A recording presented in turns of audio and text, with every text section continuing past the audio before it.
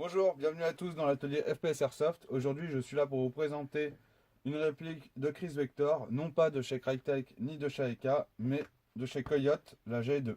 On peut voir que cette réplique a été vraiment garnie en marquage, de par le Chris Vector, enfin le Chris ici, le V, le 45 SCP. Bon, le seul truc qui est un petit peu moche, c'est la vis qui est là en dessous du 45 SCP.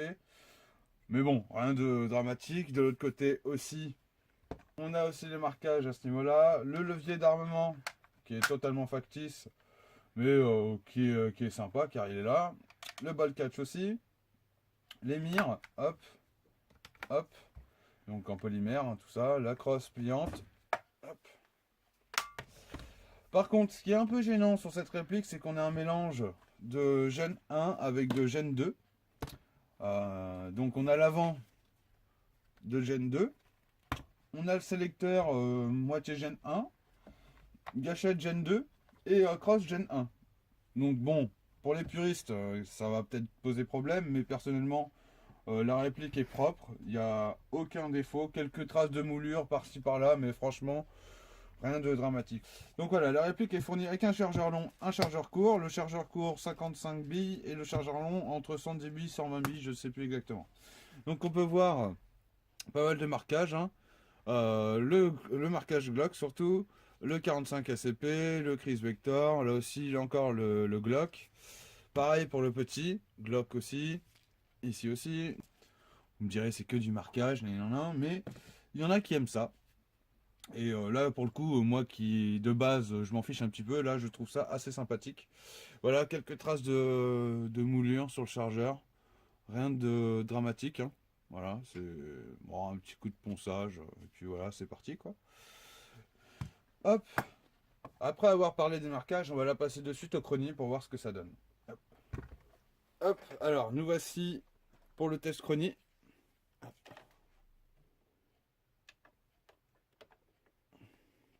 C'est parti.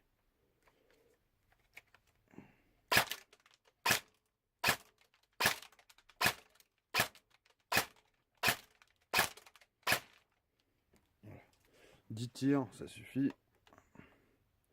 Alors, la moyenne est de 376,8. Le tir le plus haut a été 379 et le tir le plus bas a été 374,3. Donc on peut constater qu'il y a une assez bonne régularité dans les tirs. Quelques FPS d'écart, moins de 5 FPS entre chaque tir. Donc on va repasser à l'établi pour en discuter. Donc nous revoilà sur l'établi, on va parler un peu de l'interne. Pour arriver à cette puissance-là, il y a eu pas mal de modifs et quelques petits soucis techniques au passage. Parce que de base, quand on reçoit la réplique, à savoir, elle fait dans les 310-320 FPS. Ce qui est compréhensible, hein, mais de base, à savoir qu'il y a quand même un M120 dedans. Donc M120, 310, 300 FPS, c'est vraiment très peu. Il y a une explication à ça, c'est que d'origine, la réplique est tellement bourrée de graisse que c'est ça qui fait l'étanchéité. Une fois que vous avez démonté et nettoyé la gearbox, remonté le tout, vous la repassez au chrony, vous allez voir, vous tapez à 260 FPS et encore, c'est vraiment le gros maximum. En fait, j'ai peut-être une idée du pourquoi du comment. Là, en fait, ce qu'on a fait, on a installé un piston SHS, une tête de piston Future Energy, un cylindre Lonex, des engrenages 13 pour 1 SHS Super Shooters et un moteur high torque Guarder. Et à savoir que de base, voilà, ça c'est le canon. Voilà, donc c'est vraiment petit. Donc là, on se tape quand même un canon de 30, 31 ou 32 cm de chez PDI 605. Donc, ce qui est déjà pas mal. Bon, il arrive à peu près ici. Les seules pièces qui sont propres à la réplique, c'est la tête de cylindre. Là, pour moi, je vais appeler ça la petite pièce intermédiaire entre le bloc hop-up et la tête de cylindre. Et le bloc hop-up. Ça, c'est les pièces qui sont vraiment propres à la réplique. Je vais vous mettre des photos en même temps que je vous parle. Je vais essayer de faire ça au montage. Et ces pièces-là, en fait, ils ont un souci pour moi. D'origine, voilà, ça c'est le trou d'un nozzle d'M4, hein. Voilà, donc il est assez conséquent. C'est quand même du 5 en général. Voilà. C'est du bon gros diamètre. Alors que là, sur le Chris Vector, c'était à peine du 3 ou du 2 quoi. C'était vraiment trop peu. Donc ce qu'on a fait, on a repercé le tout, on a tout bien calibré. Et en remontant, on s'est aperçu que c'était beaucoup mieux. On tapait à 350, 360 fps avec un M100. Donc ça m'a fait un peu penser à mon adolescence quand je bricolais mes 50 cm3 et que je l'ai quitté 80. Là, par exemple, c'est comme si votre réplique était quitté 80 et que vous avez mis un carbut 17 avec un gicleur de 100, quoi, même pas un gicleur de 80. C'est bien beau de voir des gens qui reçoivent la réplique et qui n'arrivent pas à mettre de batterie, qui laissent le capot ouvert pour tirer. Tout le monde peut le faire, il n'y a pas de problème. Sauf que quand on veut installer des batteries en 1200 ampères comme celle-ci, et bah en fait c'est vraiment pas facile parce qu'il n'y a pas beaucoup de place. Donc là, je vais vous démonter ça. Donc facile, hein, une goupille, hop, le capot et on ressort la batterie. Tac, voilà. Donc je l'ai branché en DIN, hein, bien évidemment. Voilà, la batterie 1200 ampères. Donc ce qu'on a fait, on a complètement modifié l'interne du corps et la gearbox. Et oui, la gearbox aussi. Pour pouvoir faire entrer ces batteries là. Donc c'est quand même des batteries assez petites, hein, mais c'est largement suffisant. Donc, hop, on remet la batterie. Donc je dis ça, il faut faire attention parce que le FCS, il est juste là, à ce niveau-là. Donc quand on met la batterie, il y a moyen de le toucher. Donc faire attention quand même. Parce que c'est une pièce, je pense que pour l'instant, on n'est pas trouvable partout. Et à mon avis, ça va pas être évident pour faire une recherche là-dessus. Hop, voilà. Donc, on referme le capot. Voilà.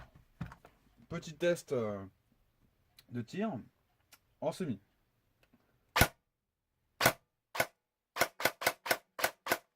Hop, en burst. Rafale. Burst. Semi.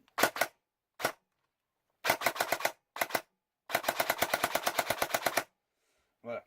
Alors, quand vous remontrez la réplique, faites bien attention au sélecteur. C'est très important parce que au millimètre près, ça ne fonctionnera plus. Essayez, vous verrez.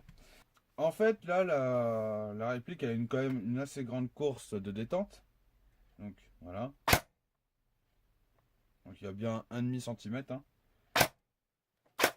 En fait, j'ai fait ça car sinon, de base, on n'a plus la sécu.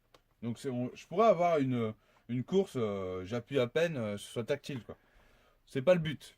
Moi, ce que je voulais, c'est quand même que la personne garde la sécurité, car c'est quand même important pour lui comme pour les autres. Mais sinon, en soi, on a quand même après une bonne. Voilà, on a un débattement de 2 mm après, quoi. Un peu comme sur les nouvelles GG, quoi. Avec leur ETU. Pour enlever le rail avec les deux vis. De toute façon, vous êtes obligé d'enlever le rail pour démonter la réplique. Hein.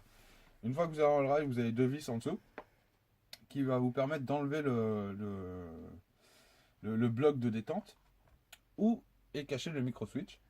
Et ce micro switch, en fait, on peut le modifier à sa guise, il n'y a pas de problème, mais si vous le modifiez de trop, vous n'aurez plus de sécu.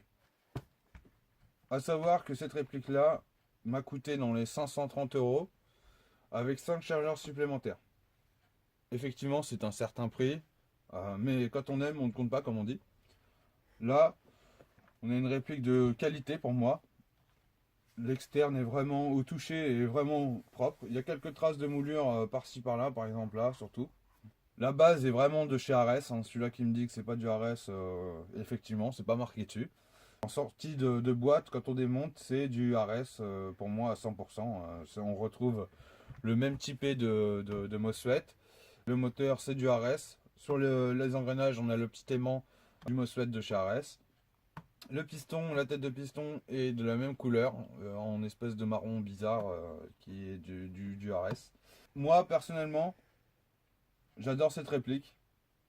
Le Crytek vient de sortir aussi, qui est, je crois, un peu plus cher, si vous ne l'avez pas pris en précommande. Mais l'interne du Crytek, j'ai pas eu l'occasion de l'avoir dans les mains, mais j'ai pu voir quelques vidéos, est totalement différent.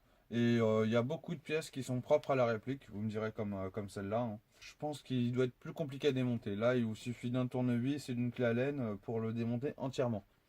De toute façon, je vous laisse voir la review que Vincent GCA qui a eu l'occasion de pouvoir le comparer avec le GBBR de chez KWA. Je vous dis à bientôt sur de prochaines vidéos. Je vous dis à bientôt sur la page Facebook. N'hésitez pas à liker, à partager la vidéo et je vous dis à bientôt. Au revoir.